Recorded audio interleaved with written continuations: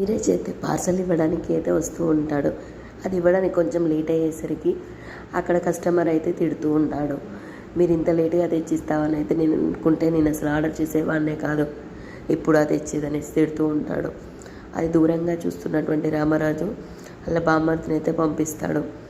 వాళ్ళ బామ్మర్ది ధీరజ్ దగ్గరికి వచ్చి అల్లుడు అంటూ ప్రేమగా పలకరిస్తాడు. అక్కడ దూరంగా చూడు, మీ నాన్న నిన్ను చూస్తున్నాడు, రమ్మంటున్నాడు పో అనేసి అయితే అంటూ ఉంటాడు.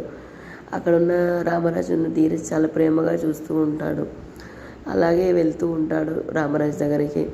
రామరాజు దగ్గరికి వెళ్ళేసరికి ఎక్కువ ఇంటికి పోదాము అంటే అయితే అంటూ ఉంటాడు. అయితే ధీరజ్ అయితే వాళ్ళ నాన్న బైక్ ఎక్కుతూ ఉంటాడు.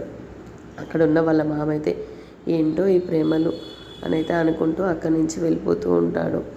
ధీరజ్ అయితే వాళ్ళ నాన్న బండి మీద ఎక్కి కూర్చుంటాడు. రామరాజు అయితే డ్రైవింగ్ చేస్తూ ఉంటాడు. అక్కడ ఉన్న ధీరజ్ అయితే వాళ్ళ నాన్న వెనకాల కూర్చొని నాన్న అని పిలవాలని ఉంది అని అయితే అనుకుంటూ ఉంటాడు. అలానే రామరాజు కూడా తన మనసులో ఏదో అనుకుంటూ వెనకకి ముందుకు చూస్తూ ఉంటాడు. ఇంతలోనే ధీరజ్ అయితే వాళ్ళ నాన్న భుజం మీద చెయ్యి వేస్తాడు.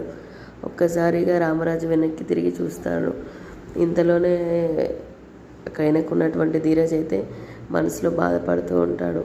నాన్న అని పిలవాలని ఉంది, ఇలా పిలవాలి అనేసి అయితే ఆలోచిస్తూ ఉంటాడు. వీళ్ళ మధ్యలో బంధం ఇంకా బలపడుతూ ఉంటుంది. ఇద్దరు మనసులో ఆలోచించుకుంటూ ఉంటారు.